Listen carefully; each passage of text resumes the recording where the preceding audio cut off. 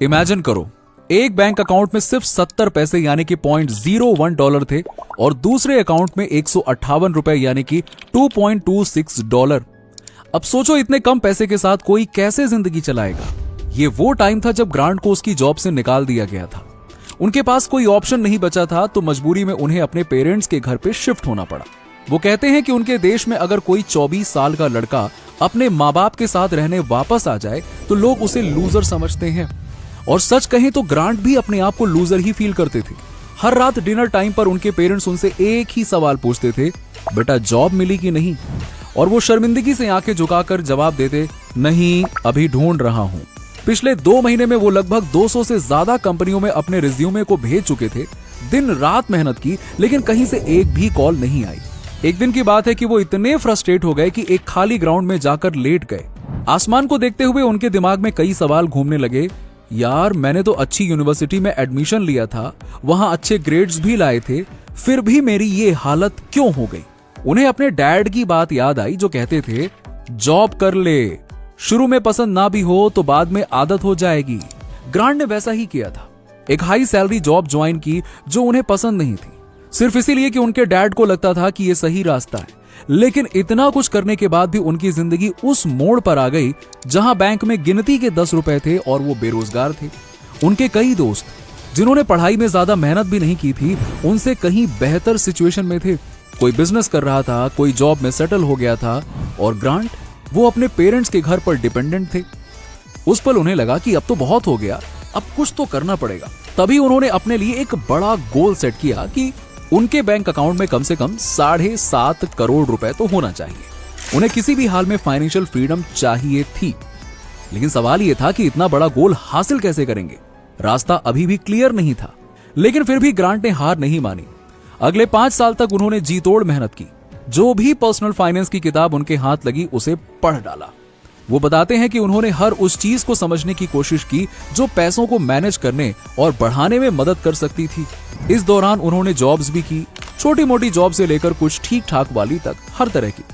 लेकिन सिर्फ जॉब करने से काम नहीं चला, तो उन्होंने 2 कंपनियां भी शुरू की। ये सब आसान नहीं था। वो कई बार फेल हुए, कई बार नुकसान हुआ, लेकिन वो रुके नहीं। 5 साल की मेहनत का नतीजा ये निकला कि उनके पास 7.5 करोड़ रुपए से ज्यादा हो गए थे। अब वो सोचने लगे कि 75 करोड़ तक कैसे पहुंचा जाए। और सिर्फ अपने लिए नहीं, वो चाहते थे कि बाकी लोग भी फाइनेंशियल फ्रीडम हासिल कर सकें। इसीलिए उन्होंने अपनी जर्नी को एक किताब में लिखा, financial freedom, a proven path to all the money you will ever need. इस किताब में उन्होंने अपनी जिंदगी के हर स्टेप को डिटेल में बताया कि कैसे वो उस मुश्किल वक्त से निकलकर यहां तक पहुंचे हैं। आज हम उसी जर्नी को थोड़ा और डीपली समझने की कोशिश करेंगे। So let's start. According to author, financial freedom के 7 स्टेजेस हैं। ग्रांट ने अपनी फाइनेंशियल जर्नी में 7 इंपॉर्टेंट स्टेजेस आइडेंटिफाई किए जो हर उस इंसान के लिए रोड मैप की तरह काम करते हैं जो फाइनेंशियल फ्रीडम पाना चाहते हैं।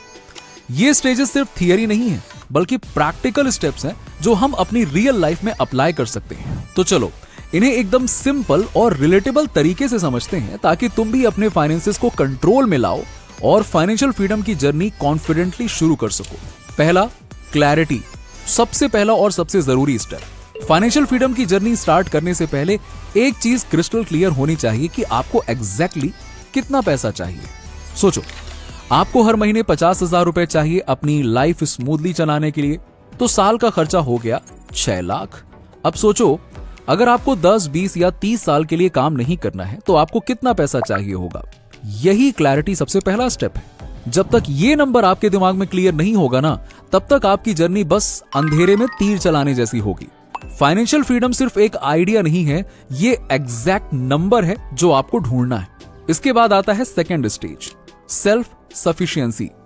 इस स्टेज पर आप इतना कमा लेते हो कि किसी से फाइनेंशियल हेल्प लेने की जरूरत ही नहीं पड़ती।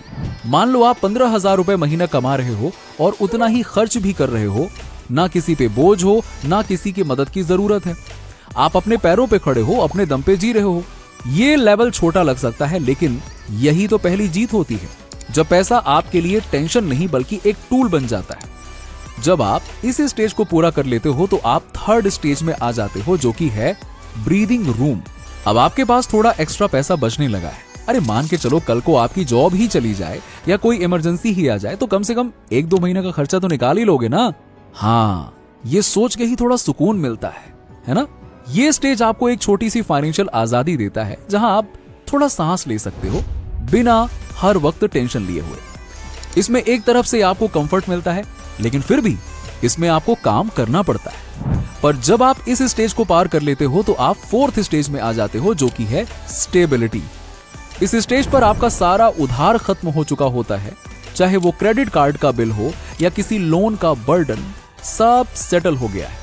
साथ ही आपके पास कम से कम 6 महीने के खर्च के लिए इमरजेंसी फंड भी रेडी है। अब पहली बार आपको लगता है कि जमीन पैर के नीचे है।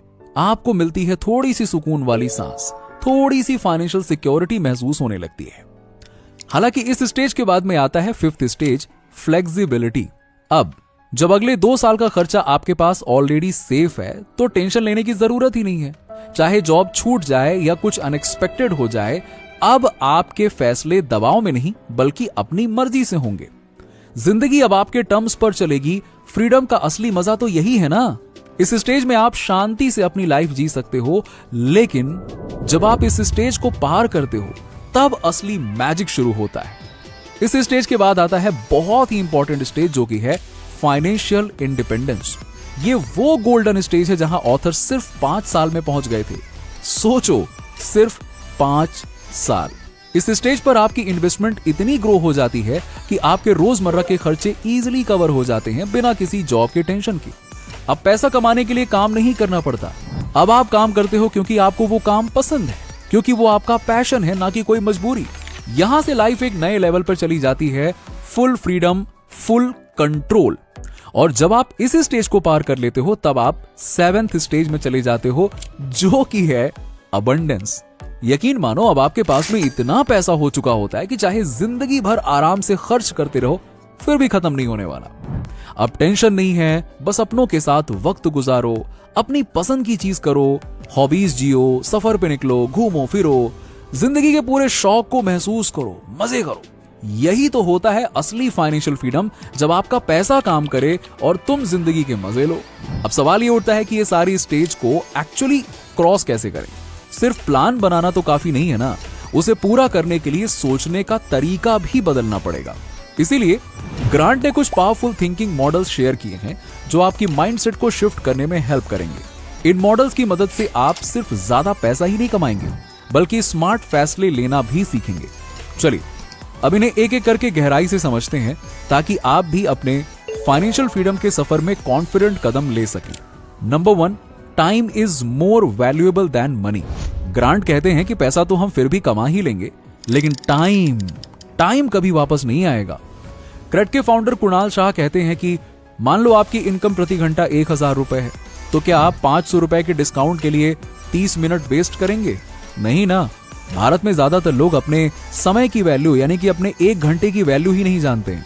अगर आपको पता हो कि आपका टाइम कितना कीमती है तो आप उसे बेकार की चीजों में वेस्ट नहीं करेंगे।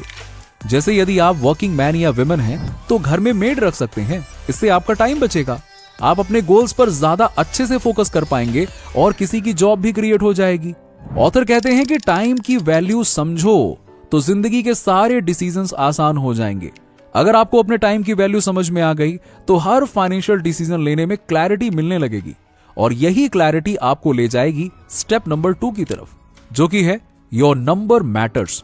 फाइनेंशियल फ्रीडम के लिए आपको कितना पैसा चाहिए, यह जानने के लिए आप 25x रिटायरमेंट रूल को फॉलो कर सकते हैं। यह रूल कहता है कि अपने सालाना खर्च का 25 गुना जमा कर लो। मान लो आपको हर साल 12 लाख रुपए चाहिए, तो 12 लाख इंटू 25 कर लो इज इक्वल्स टू 3 करोड़ रुपए। अब इसे 2 पार्ट में डिवाइड कर दो। 1.5 करोड़ FD में डाल दो।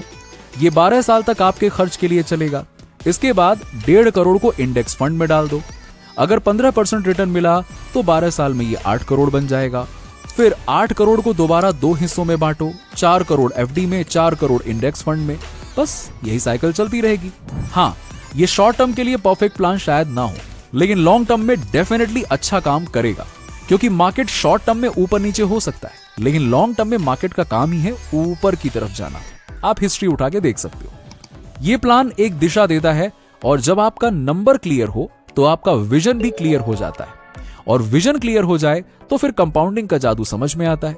और तीसरा स्टेप भी यही है, कंपाउंडिंग का जादू। हर 1000 रुपए जो आप आज सेव कर रहे हो वो 10 से 20 साल बाद आपको फाइनेंशियल फ्रीडम दिला सकता है, लेकिन इसके लिए बड़े खर्चे को बचाना जरूरी है। ग्रांट कहते हैं कि 3 चीजें हैं जहां लोग सबसे ज्यादा पैसा वेस्ट करते हैं। घर, आप सस्ता घर ले सकते हो या रेंट पे रहो ना, इसके लिए आप थोड़े शहर से दूर में शिफ्ट कर सकते हो, जिससे आपके खर्चे थोड़े कम हो जाएंगे और पैसा आपका सेव हो जाएगा। गाड़ी, जरूरत की गाड़ी लो, दूसरों को सिर्फ शो ऑफ करने के लिए ओवर स्पेंड मत करो। खाना, बाहर खाने की बजाय घर पे खाना खाओ ना। होटल में जो पैसा वेस्ट होता है उसे आप वाइजली इन्वेस्ट कर सकते हो। भारत में एक और चीज है, शादियां। लोग ईएमआई भरते भरते शादी का लोन चुकाते हैं। सोचो अगर यही पैसा इन्वेस्ट होता तो जब आप अननेसेसरी खर्च से बचते हो तभी तो आपके 1000 रुपए कंपाउंडिंग के सफर पे निकलते हैं, और यही सेविंग आप इन्वेस्ट कर सकते हो साइड इनकम बनाने में। स्टेप नंबर 4, साइड बिजनेस से कमाई। ग्रांट कहते हैं कि आपकी एक्टिव इनकम के साथ में कुछ न कुछ साइड इनकम भी होनी चाहिए। साइड इनकम जनरेट करने के लिए ग्रांट ने खुद रियल एस्टेट में पैसा लगाया हुआ है। ऑथर कहते हैं कि आप 2 तरीके से रियल एस्टेट में इन्वेस्ट कर सकते हो। फ्लिपिंग, सस्ती प्रॉपर्टी लो, थोड़ा रेनोवेट करो, महंगे में बेच दो। रेंटल इनकम, लोन पर घर लो, किराए से लोन चुकाओ, लोन खत्म होने के बाद घर और किराया दोनों आपका। इसके अलावा साइड हसल भी शुरू कर सकते हो। आपकी स्किल जो भी हो उसे पैसा बनाना सीखो, और उसमें आता है सबसे इंपॉर्टेंट स्किल, सेलिंग। और ये है अगला स्टेप, सेलिंग सीखो। बिजनेस में सबसे बड़ी स्किल है सेलिंग। ग्रांट कहते हैं कि इसके लिए कुछ अच्छी किताबें पढ़ो, जैसे कि डैन कैनेडी की the ultimate sales letter, Robert Cialdini की इन्फ्लुएंस, या रसेल ब्रांसन की .com सीक्रेट्स। अगर पढ़ना बोरिंग लगता है तो कोई प्रैक्टिकल सेल्स कोर्स ट्राई करो। सेलिंग एक ऐसी स्किल है जो आपको जिंदगी भर काम आएगी, नौकरी में, बिजनेस में, रिलेशनशिप्स में। इसके अलावा आप खुद कोई स्किल सीखकर उसे अच्छे से मोनेटाइज कर सकते हो, जैसे कि इसी वीडियो का उदाहरण ले लेते हैं।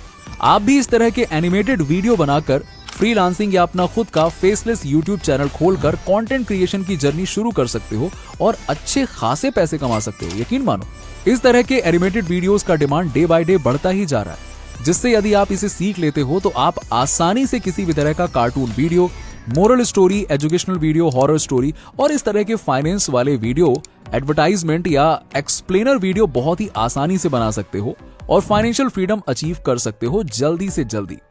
आनी थी ग्रांट की, एक ऐसे इंसान की जिन्होंने जीरो से शुरू करके फाइनेंशियल फ्रीडम सिर्फ 5 साल में अचीव कर ली थी। ये उनका सफर था। उनकी जर्नी ने हमें सिखाया कि चाहे हालात कितने भी खराब क्यों ना हो, अगर इरादे मजबूत हों और दिशा सही तो कुछ भी मुमकिन है। अगर आप भी चाहते हो कि एक दिन पैसा आपके लिए काम करे और आप अपने सपने जी सकें, अपनी लाइफ जी सकें, तो आज ही से एक्शन लो। समय को बर्बाद मत करो। छोटे कदम भी कल को बड़ा फर्क ला सकते हैं। अगर आपको ये वीडियो पसंद आई हो तो लाइक करना मत भूलना, सब्सक्राइब जरूर कर लेना।